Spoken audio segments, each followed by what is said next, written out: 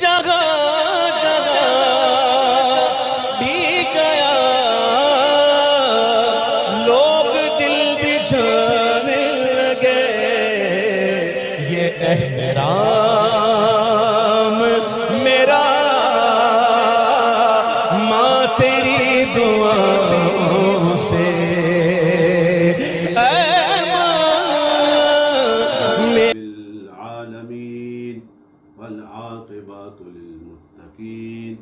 वस्सलातु वस्सलामु अला सय्यदिना व मौलाना मुहम्मद अला आलिहि व अस्हाबिहि अजमाइन।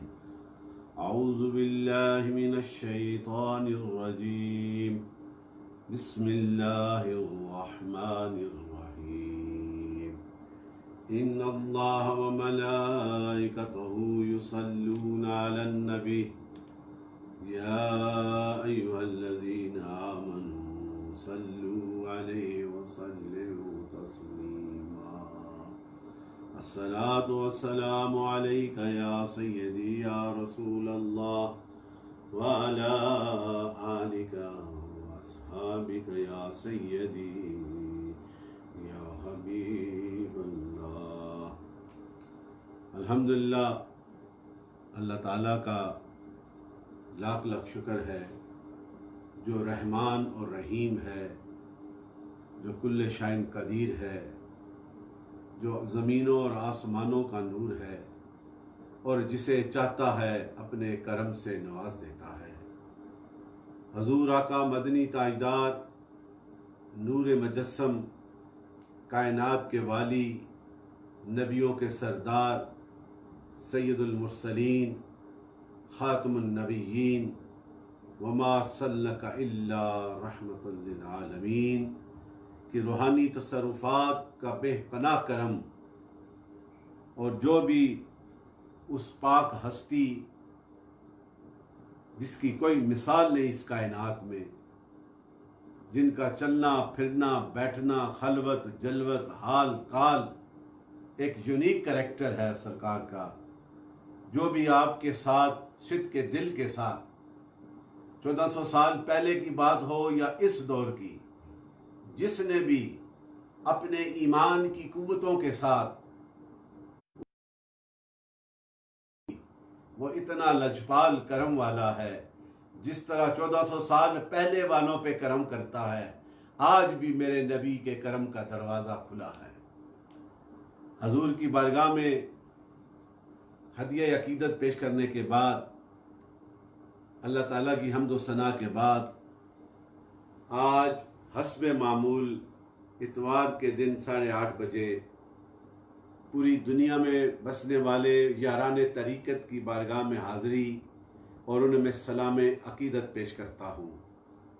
और मैं अपनी कुव्वतों के मुताबिक, अपने ज़ौक़ और अपनी मोहब्बतों के मुताबिक मैं मुख्तलिफ़ टॉपिक के हवाले से आप तक एक पैगाम, वो पैगाम मोहब्बत, वो जो पैगाम वफ़ा है, जो 1400 ईयर्स अगो मक्का की वादी में फ़ारां की चोटियों से जो नूर मेरे आका के सीने में आया है, उस नूर के वो जलवों को हासिल करने के लिए, उन अनमोल मोतियों में से कोई एक मोती को अपने सीने से लगाने के लिए आपके दरमियान हाज़िर होता हूँ। और मेरा तो ईमान है, आज ये पूरी दुनिया में एक वबा जो फैली है, कंटीजियस डिजीज़ जिसे कहते हैं, ये हर दौर में, हर सेंचुरीज़ में ऐसी बीमारियां आईं, और जिन्होंने सिद्ध के दिल के साथ अल्लाह की बारगाह में और नबी रहमत की अदा को अपना के उसकी बारगाह में सजदरेज़ियाँ की, अल्लाह की बारगाह से इल्तिजाएँ की, मेरा ईमान है उन पे करम होता गया। और इस दौर में भी फिल वक्त, इस वक्त जो वबा फैली है, इसका भी हल यही है मेरे दोस्तों, हमें अल्लाह की बारगाह में सिद्ध के दिल से रुजू करना चाहिए। मौला करीम, अगर तूने किसी को ये अगर वैक्सीन की भी सोच देनी है तो तेरे करम से होगी, इसके इस बीमारी का इलाज का जो तरीका होगा, अता होगा, वो भी तेरे करम से। तो हम तेरी बारगाह में इल्तिजा करते हैं ये पूरी दुनिया में इंसानियत परेशान हाल है, हर लिहाज से हम लोग परेशान हैं।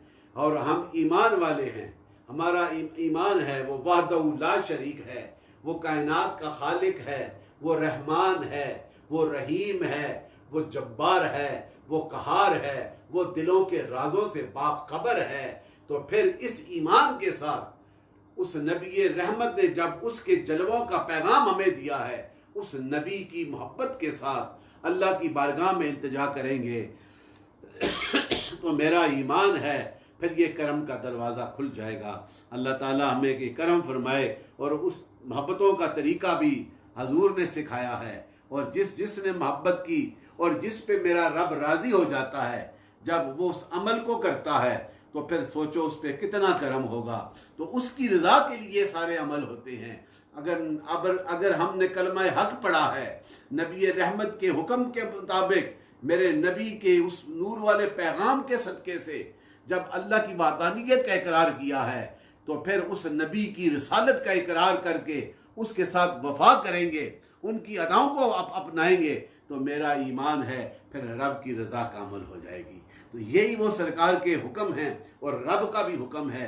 तो उसी के हवाले से आज मैं अपने चाहने वाले और जितने भी आस्थानों से तल्लुक़ रखने वाले और बिलखसूस दरबार आलिया मोड़ा शरीफ के ये जानिसार दुनिया में बैठे आज ये चंद लम्हों के लिए मेरे साथ शामिल हाल हैं और दरबार के फीज़ो बरक़ात से कितने आस्थानों ने फैज़ हासिल किया और जो जो वफा करता है मैं उन्हें भी सलाम पेश करता हूँ।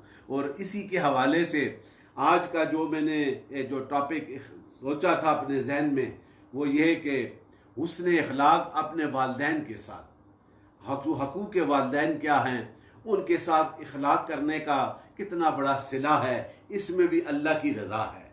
अपने वालिदैन, वालिद हो या वालिदा, दोनों के साथ, इसी के हवाले से मैं आज आपके सामने इन पाक हस्तियों की शान जो मेरे रब ने अपने कुरान अजीम, जो बरकतों वाला पैगाम, the guidance for the humanity, Allah mentions regarding to the respect of the parents. So ये हाँ, हमें कोई डाउट नहीं है इसमें। और फिर उसकी एक्सप्लेनेशंस जो है in details, the prophet himself explain in different हदीस regarding to the respect of parents. अब इसी के हवाले से मैं आज चंद लम्हों के साथ आपके साथ हूँगा और उसमें मेरा रब क्या हुक्म फरमाता है। ये मुख्तलिफ आयात, मुख्तलिफ सूरतों में अल्लाह ताला मेरा रब अब वालिदैन के हवाले से, ईमान वालों के वालिदैन के हवाले से ये तस्करा फरमाता है कि सूरह अनकबूत में अल्लाह ताला वालिदैन की शान के हवाले से बयान फरमाता है, सूरह इब्राहीम में बयान फरमाता है, सूरह यूसुफ में बयान फरमाता है, सूरह बनी इसराइल में देखें कितनी आयात हैं जिनमें वालिदैन की राइट्स, उनकी रिस्पेक्ट, उनकी मोहब्बत के हवाले से मेरा रब जो है हुक्म दे रहा है। और फिर देयर आर मैनी हदीस explanation of these verses regarding to the respect of their parents. ये मेरा हजूर आका मदनी ताजदार नूर वाला आका अपनी नूर की ज़बान से फरमाते हैं। तो उसी के हवाले से मैं आपके सामने ये हवाला, ये कुरान पाक का ही हवाला है, उसमें जो लिखा गया अल्लाह ताला के ने जो हुक्म दिया है वालिदैन के हवाले से, सूरह अनकबूत का मैं एक वो आया करीमा वो आपके सामने पेश करता हूँ। ववस्सैनल इंसाना बिवालिदैहि हुस्ना, ये रब फरमाता है और हमने हुक्म दिया इंसान को कि वो अपने वालिदैन के साथ अच्छा सलूक करे। ये कुरान पाक की आया करीमा जो सूरह अनकबूत में आयत नंबर गालिबन 29 है और उसके मतलब मेरा रब हुक्म देता है। क्या हुक्म देता है? And just I want to explain in English the translation of this verse, what Allah has said in this last divine book, Al-Quran, and we have instructed human beings to be kind towards their parents. ये अल्लाह ताला ने हुक्म दिया है कि अपने वालिदैन के साथ, अपने पेरेंट्स के साथ to be a very kind. So ये एक सूरह वर्स है कुरान की, उसके हवाले से। तो इसके हवाले से एक हदीस पाक भी है उसकी शान नज़ूल के मतलब कि फरमाया कि अपने वालिदैन के साथ अच्छा सलूक करो, उनकी इज्जत और एहतराम के साथ पेश आओ। अगर, और आगे ये भी हुक्म दिया, इसी सूरह के आगे भी हुक्म है, अगर वो मुशरिक हैं और फिर वो शिर्क का हुक्म देते हैं तो फिर उनकी उस हुक्म की पाबंदी ना करो, बल्कि उस हुक्म को छोड़ दो। ये अगर वो वालिदैन शिर्क करने को कहें तो उनके साथ उनका साथ ना दो। Allah mentions in the next words regarding to the disbelievers कि उनका, बल्कि उनको अल्लाह का जो हुक्म है कि मेरी तौहीद पे कायम रहो। तो उसके हवाले से हज़रत साद बिन अबी Waqas, one of the best companions of Prophet Islam, when he embraced the Islam, जब आप ईमान ले आए तो आपकी वालिदा अभी वो जो है वो मुशरिका थी, तो उस वालिदा ने ये कहा, मेरे बेटे जो दीन तूने इख्तियार किया है, अगर उस दीन को नहीं छोड़ेगा तो मैं खाना पीना छोड़ दूंगी, हत्ता कि अपनी जान दे दूंगी। तो वो आप सुनते रहे। तो आप फरमाते हैं कि एक दिन खाना नहीं खाया, 2 दिन खाना नहीं खाया, मैंने सोचा शायद ये छोड़ेगी नहीं, ये पक्की अपने दीन पे है। 3रा दिन हो गया तो फिर मैंने माँ को कह दिया कि अगर अल्लाह ताला आपको 100 जाने दे, 100 दफ़ा जिंदा करे और हर बार आप इस तरह करें, तो फिर भी मैं अपने इस दीन से पीछे नहीं हटूंगा, मैं इस दीन पे कामल रहूंगा। ये ईमान की ताकत थी हज़रत साद की कि उन्होंने अपने उस दीन को, जिसको अपनाया था सिद्क़ के दिल के साथ, उन्होंने इस चीज़ की परवाह नहीं की। कहा कि आप 100 दफ़ा जिंदा हों फिर मर जाएं, फिर भी मैं इस दीन को नहीं छोड़ूंगा। जब इस हालत को देखकर, इस अज़म और इस मुसम्मम इरादे को देखकर उनकी वालिदा ने खाना शुरू कर दिया। तो मेरे दोस्तों, ये कमाल है ईमान की ताकत का। और जब ईमान अच्छा होगा, ईमान वालों के साथ लग जाओगे तो फिर तुम्हारा भी ईमान कामल हो जाएगा। ये शान है ईमान वालों की। और उन्होंने उन मुश्किल दौर में, मक्का के इब्तदाई दौर में, हजूर के साहबा ने जो ईमान ले आए, फिर उन्होंने अपने माल की नहीं परवाह की, अपने रिश्तेदारों की नहीं परवाह की, अपने बहन भाइयों की परवाह नहीं की, हर चीज को छोड़ दिया, लेकिन नबी रहमत के दामन को और इस दीन की अजमत को अपने सीने से लगा के रखा। इसलिए उनकी शानें आज कितनी बुलंद हैं। ये ईमान का तकाजा है कि ईमान को कामल करो। और देखें उस दौर के साहबी का ये कितना खूबसूरत ये वाकया है। इसी तरह सूरह इब्राहीम में अल्लाह ताला फरमाता है वालिदैन की regarding to the respect of the parents. अल्लाह एक्सप्लेन इन द सूरह इब्राहीम रिगार्डिंग, मैं आपको वही सुनाने लगा हूँ, ज़ुबानी भी याद, लेकिन देख के सुनाने से और फैज़ हासिल होता है और बरकतें होती हैं और ये आपके नॉलेज तक ये बात जाती है। अल्लाह ताला इस पे हम सब को कायम रखे। और इस सूरा में सैयदना इब्राहीम दुआ करते हैं, वही दुआ अपने वालिदैन के लिए, बिस्मिल्लाहिर्रहमानिर्रहीम, रब्बि जअलनी क़ीमुस्सलाति व मिन ज़ुर्रिय्यती रब्बना व तक़ब्बल दुआ रब्बना इग़फ़िर ली व लिवालिदैया व लिलमुमिनीना यौम यक़ूमुल हिसाब। मेरे रब बना दे मुझे नमाज कायम करने वाला और मेरी औलाद को भी, और हमारे रब मेरी ये इल्तिजा ज़रूर कबूल फरमा। ए हमारे रब बख्श दे मुझे और मेरे माँ बाप को। ये नबी दुआ कर रहा है अपने वालिदैन के लिए, बख्श दे। और सब मोमिनों को, वालिदैन के लिए हुक्म अर्ज किया कि मेरे वालिदैन को, और फिर तमाम मोमिनों को योम को जिस दिन हिसाब का दिन होगा। ये सूरह इब्राहीम में मेरा रब के नबी जो हैं वो दुआ करते हैं। और इसमें ये कहा, ओ माई sustainer, forgive me and my parents and all the believers on the day of resurrections, on the day of judgment। ये भी दुआ थी, उसने अखलाक का तरीका अपने वालिदैन के लिए भी उन्होंने दुआ मांगी। और ये वो दुआ है मेरे दोस्तों। इसी तरह सूरह यूसुफ में मेरा अल्लाह का नबी ये दुआ करता है और ये तरीका सिखाता है जो रब अता उन्हें करता है। और उसमें भी वो किस तरह ये इल्तिजा करते हैं। ये सूरह यूसुफ में अल्लाह ताला का रसूल जो है वो किस तरह, और उनके वालिदैन अपने वालिदैन के साथ वो किस तरह वफा करते हैं। और उसी का हवाला ये सूरह यूसुफ की 99 वर्स नंबर है। और उसमें सैयदना यूसुफ अलैहिस्सलाम फरमाते हैं, फलम्मा दखलू अला यूसुफ़ आवा इलैहि व अबावैहि व क़ाल उदखुलू मिस्र इंशाअल्लाहु आमिनीन। ये वो दुआ की और ये जगह आपने कहा, फरमाया कि फिर जब वो सब यूसुफ के रूबरू हुए, उनके वालिदैन सैयदना याकूब आए अपने बेटे को देखने, उनके भाई आए जिन्होंने ये जुल्म किए, फिर उन्होंने ख़ताएँ की, उन्होंने माफ़ियाँ मांगी, और आप जब आए तो सैयदना यूसुफ के दरबार में आपने पैगाम पहुँचाया।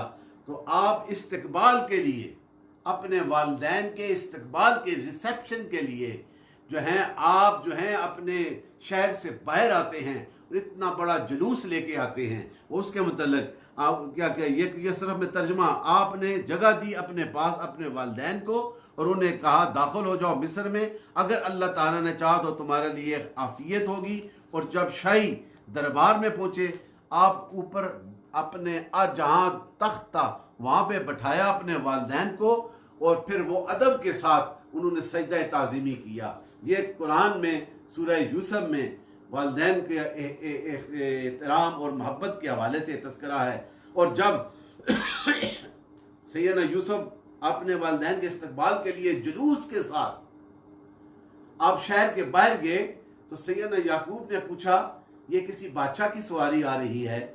उन्होंने कहा नहीं, ये आपके बेटे यूसुफ की सवारी आपके इस्तकबाल के लिए, आपके अदब और एहतराम के लिए शहर के बाहर आपका इस्तकबाल करने के लिए आए हैं। देखें, ये that was the kind that the सैयदना यूसुफ showed respect to their parents. आपकी वालिदा भी साथ थी और वालिद भी, और आप लेके आए और बड़े एहतराम के साथ जिस तख्त पे, जिस थॉर्न पे सैयदना यूसुफ बैठते थे, वहां पे अपने वालिदैन को बैठाया, और फिर उन्होंने अदब के साथ कि हमारा बेटा हमसे इतना एहतराम करता है, आपने सजदा ताज़ीमी की। उन आपके वालिदैन ने, ये उस दौर में था, इजाजत थी, तो आपने that they showed the kind of respect. Here आपने just I want to translate in English that verse which Allah mentions regarding to the respect of the parents. Then they reached there and he offered to place near him. See, the Yusuf offered the place to near him to his father and mother on the throne, and said, enter Egypt, you will be in security if Allah wills. And he seated him, his father, seated his father and mother beside in the throne, and they all fell down to pay respect. ये एक उनकी मोहब्बत थी जो उन्होंने बताई। और इसी तरह सूरह यूसुफ का ये तज़किरा है, और इसी तरह फिर आगे सूरह बनी इसराइल में आपने भी ये सूरह बनी इसराइल की वर्स नंबर 22 और 23 में ये तज़किरा है वालिदैन के हवाले से। मेरा अल्लाह रब्बे कायनात, खालिक कायनात, ये सूरह बनी इसराइल में आप हुक्म फरमाते हैं अपने वालिदैन के साथ। ये अंडरस्टैंड करें कि अल्लाह ताला खुद हुक्म फरमा रहा है अपने वालिदैन। बिस्मिल्लाहिर्रहमानिर्रहीम। व बिल वालिदैन एहसाना, व बिल वालिदैन एहसाना, और अपने माँ बाप के साथ अच्छा सलूक करो। इम्मा यबलुगन्ना इंदकल किबारा अहदहुमा औ किलाहुमा फला तुकुल्लहुमा उफ़्फ़ुन वला तनहरहुमा, सलूक करो। Be very kind to your parents.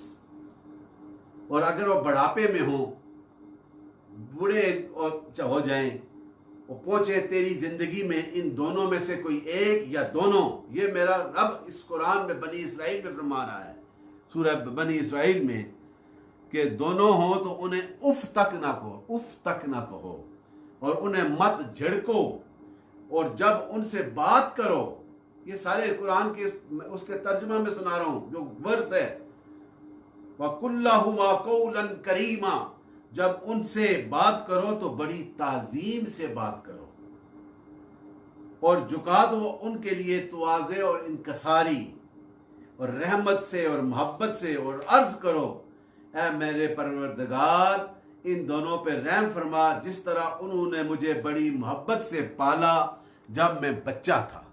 ये सारी एक खूबसूरत अंदाज के साथ मेरा रब सूरह बनी इसराइल में regarding to their parents explain करता है, और उसी के हवाले से ये एक ट्रांसलेशन भी है, as your sustainer commanded that do not worship anyone else except Allah. Only worship the Creator, the God. Allah is our Creator, and we believe in worship only Allah subhanahu wa ta'ala. And be kind to your parents. Then Allah explained in the verse Surah Bani Israel regarding to respect, and be kind to your parents. And if one of them are both reach to the old age, utter not them, do not even a faint cry of obedience. उन्हें उफ तक न हो, even a faint cry of obedience to them, and do not scold them, उन्हें झिड़को ना, and speak to them generously, kind words, and make yourself submissively gentle to them with kind and compassionate heart, and say, oh my Lord, mercy on them, as they brought me up when I am in a childhood. ये एक खूबसूरत अंदाज जो मेरे रब ने बताया किस तरह उनके साथ वफा करो, और इसी के हवाले से regarding to the respect and हकूक के हवाले से हदीस है, लेकिन मैंने एक दो हदीस आपके सामने रखनी है। और एक हदीस पाक कि हज़रत अब्दुल्ला बिन उमर से ये रवायत है कि हजूर नूर मुजस्सम कायनात के वालिद ने फरमाया कि सबसे बड़ा गुनाह ये है कि इंसान अपने माँ बाप पर लानत भेजे, ये सबसे बड़ा गुनाह है। और अर्ज़ की ये कैसे हो सकता है, तो हजूर ने फरमाया कि अगर एक शख्स, साहबा ने पूछा ये किस तरह, हम तो ईमान वाले हैं और हम इज्जत करते हैं। कहा कि अगर कोई शख्स जब झगड़े में किसी दूसरे के वालिदैन को लानत देता है या गालियां देता है, उसका जो है उसके अपने वालिदैन पे उसका जो है ये उसे उन तक पहुंचती हैं, इसलिए ये सबसे बड़ी लानत है। और दूसरी हदीस पाक हज़रत अबू हुरैरा, ये भी बड़े हजूर के गुलामों में से एक बड़े साहबी जिनके सीने में हजूर की अहादीस मुबारक सबसे ज़्यादा ये अता है मेरे रसूल की। तो हज़रत सैयदना अबू हुरैरा से रवायत है कि एक बार हजूर नूर मुजस्सम सल्लल्लाहु अलैहि वसल्लम के दरबार अक़दस में हाज़िर हुआ और अर्ज़ की, या रसूल अल्लाह, मेरे कि हुस्न अखलाक से सबसे ज़्यादा कौन मुस्तक है, कि कौन मेरे मोहब्बतों का मुस्तक है, कौन मेरे अदब का सबसे ज़्यादा मुस्तक है। तो हजूर ने फरमाया कि तेरी माँ। फिर हज़रत अबू हुरैरा ने पूछा, या रसूल अल्लाह, मेरे हुस्न अखलाक का कौन सबसे ज़्यादा मुस्तक है। तो फिर हजूर ने फरमाया कि तेरी माँ। तीसरी बार पूछा तो फिर फरमाया तेरी माँ। और जब चौथी बार फिर अर्ज की, या रसूल अल्लाह, मेरे हुस्न अखलाक का सबसे ज़्यादा कौन मुस्तक है, तो आपने फरमाया तेरा बाप। अब देखें माँ की कितनी शान है, उसका कितना अदब करो कि वो जिस हालत में 9 महीने तक अपने पेट में रखकर मुश्किल बर्दाश्त तकलीफों देती है, और फिर तुम्हें पानी है, और फिर सर्दियों की रातों में आप और हम पेशाब करते हैं, उस ठंडी जगह पे खुद लेट जाती है और उसे दूसरी सूखी हुई जगह पे रखती है। That was the kind of। फिर ये मेरे रब ने कहा कि जब तुम उनको अपने बूढ़ी उस उम्र में हो तो उन्हें उफ तक ना कहो, और उनकी हर बात को अदब से सुनकर हुक्म बजा लाओ, ये कहा। और फिर तेरा बाप भी कितनी शान वाला, ये दोनों की अजमतें मेरे रब के प्यारे रसूल ने बताई। और फिर तीसरी हदीस पाक हजरत अबी रुबैया सादी से हदीस है, और इस हदीस पाक में फरमाया गया, बारगाह रसालत में हाजिर था कि एक अंसारी, I have to born to respect them, मैं उनकी इज्जत कर सकता हूं। तो हजूर ने कहा बेशक तुम कर सकते हो, और इन 4 चीजों का आपने तस्करा फरमाया। एक ये कि उनकी नमाज जनाजा का इंतजाम करो, हुस्न सलूक में ये हुक्म है कि उनकी नमाज जनाजा का तवज्जो दो, ज़रूरी उसका एहतमाम करो। और उसके बाद उनके लिए मग़फ़रत की दुआ करो। दिस इज अ हदीस mentioned by the Prophet himself regarding to the respect of parents. When they passed away, you try to keep the dua for their maghfirat, उनकी for their forgiveness, उनकी मगफरत के लिए दुआ करो। और फिर उसके बाद जो वादा उन्होंने किया उसे पूरा करो। ये तीसरी बात, जो वादा तेरे वालिदैन ने किया है अपनी ज़िंदगी में और तूने सुना है तो उसे पूरा करो। और चौथी बात कि उनके करीबी रिश्तेदारों से शफकत और मोहब्बत के साथ पेश आओ। तो ये मग़फ़रत है, हुस्न सलूक है, फिर उसका सवाब मिलता रहेगा। यही वो है। इसी तरह एक हदीस जो बुखारी शरीफ की हदीस है, हज़रत अबी बकर से रवायत है कि हज़ूर नूर मुजस्सम ने इरशाद फरमाया, मेरे साहबा क्या मैं तुम्हें बताऊं कि सबसे बड़ा गुनाह क्या है? तो साहबा ने अर्ज किया, सबसे बड़ा गुनाह अल्लाह की ज़ात में किसी को शरीक ठहराना, शिर्क करना, उसकी ज़ात में किसी और को ठहरा देना, ये सबसे बड़ा गुनाह है। और दूसरा जो है कि अपने वालिदैन की नाफरमानी करना, टू डिसरिस्पेक्ट योर पेरेंट्स, ये कबीरा गुनाह है, सबसे बड़ा गुनाह है। ये बुखारी की हदीस है। इसी तरह एक हदीस और, यह भी बुखारी शरीफ की हदीस है और सैयदना हज़रत अब्दुल्लाह इब्न मसूद से हदीस ये रावी है और इसमें लिखा गया, आपने फरमाया कि मैंने नबी अकरम सल्लल्लाहु अलैहि वसल्लम से दरियाफ़त किया कि कौन सा अमल अल्लाह को ज़्यादा पसंद है, कौन सा अमल मेरे रब को सबसे ज़्यादा पसंद है? तो फरमाया वो नमाज है। सबसे पहले नमाज, यानी कि नमाज का कितना हुक्म है। ये 5 टाइम्स जो हैं हम तैयार होकर अल्लाह की बारगाह में हाज़िरी देते हैं, सल्यूट करते हैं। अगर हम खलूस के साथ, खुशू व खुशू के साथ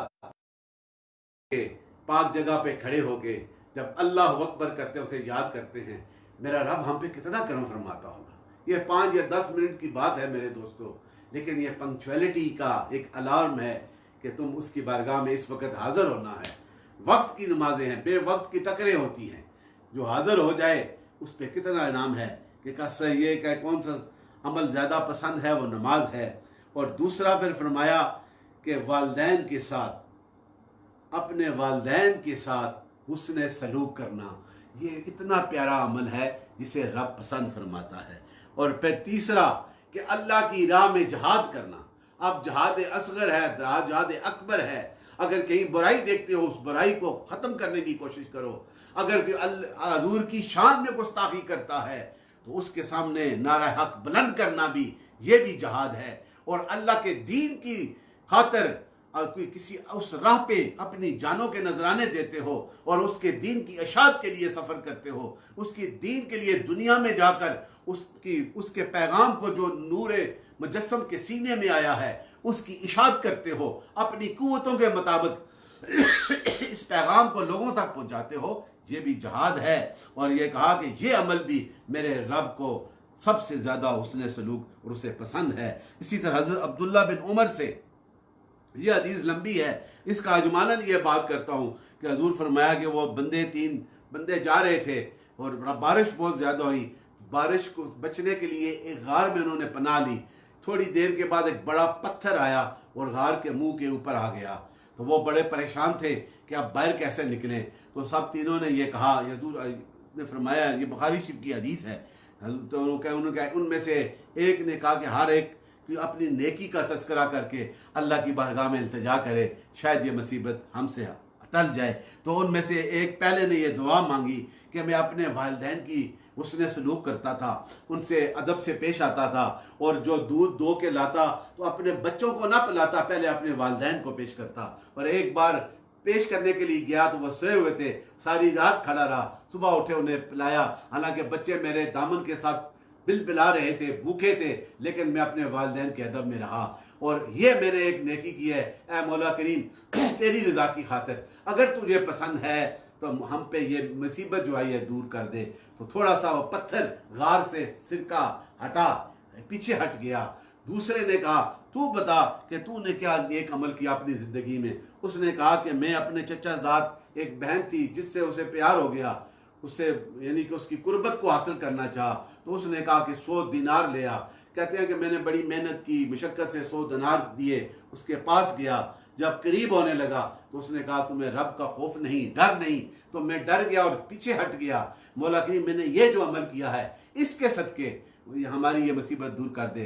तो फिर अल्लाह ताला की कुदरत की शान की कमाल देखें, वो पत्थर थोड़ा सा बड़ा चट्टान हटी, थोड़ा सा रास्ता बना लेकिन निकल ना सके। तो फिर तीसरे ने इल्तिजा की, उसने भी तस्करा किया। उसने ये तस्करा किया कि मैंने कोई मजदूरी थी कि एक काम के लिए एक मजदूर को और एक फर्क उस ज़माने के चावल में दूंगा तो ये मेरा काम कर दे। जब उसने वो काम कर दिया तो मजदूरी देने लगा तो वो मजदूरी छोड़ के वो बंदा चला गया। कुछ अरसे के बाद उसे इतना मुनाफा हुआ, उससे उसने बकरियों का रेवट बनाया, चरागाहें बनाई और बड़ा उसने माल कमा लिया। कुछ अरसे के बाद जब वो वापस आया तो उसने कहा कि वो मेरी मजदूरी जो तूने मैं तय की थी वो मुझे वापस कर, मेरा हक। तो उन्होंने कहा कि ये जितना माल है ये तेरी मजदूरी से मैंने लिया है, ये सारा तू ले जा। वो सारा ले जाता है।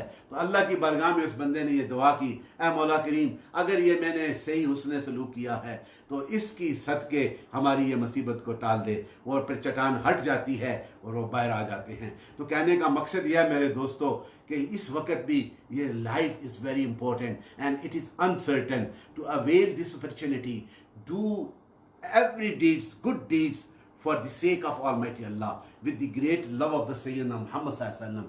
I hope we will success and those who practice their life in a practical way. ये worldly words नहीं है, it's not a worldly things.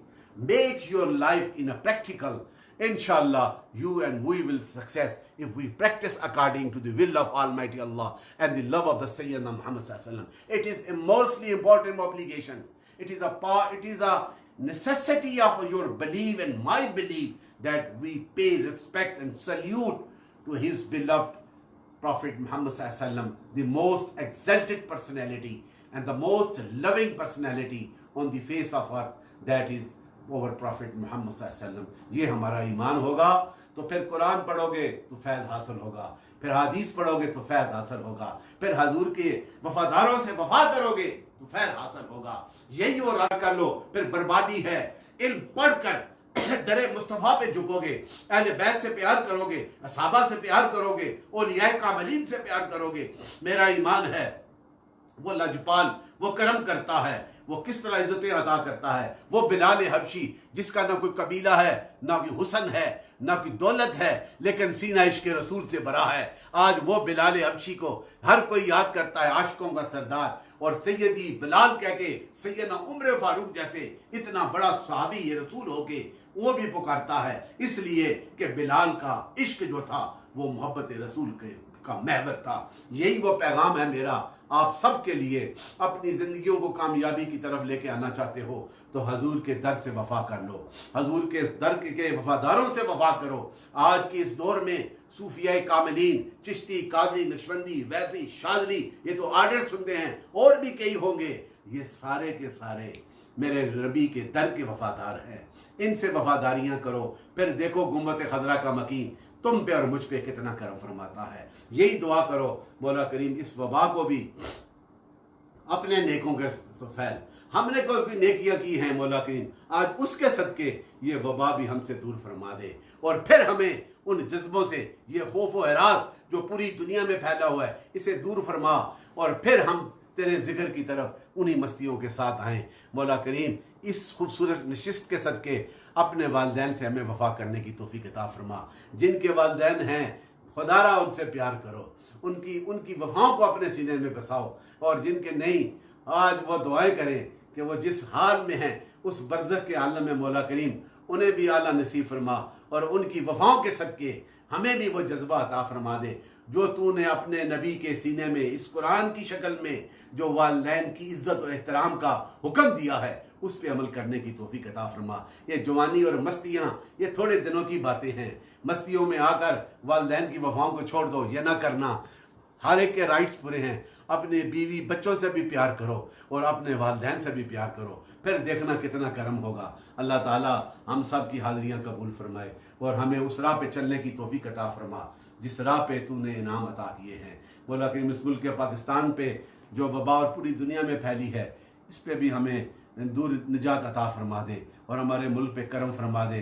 हमारी सरहदों पे जो अगियार ये मुल्क बनाई तेरे नाम की खातिर है, तेरे महबूब के उस निज़ाम की खातिर है।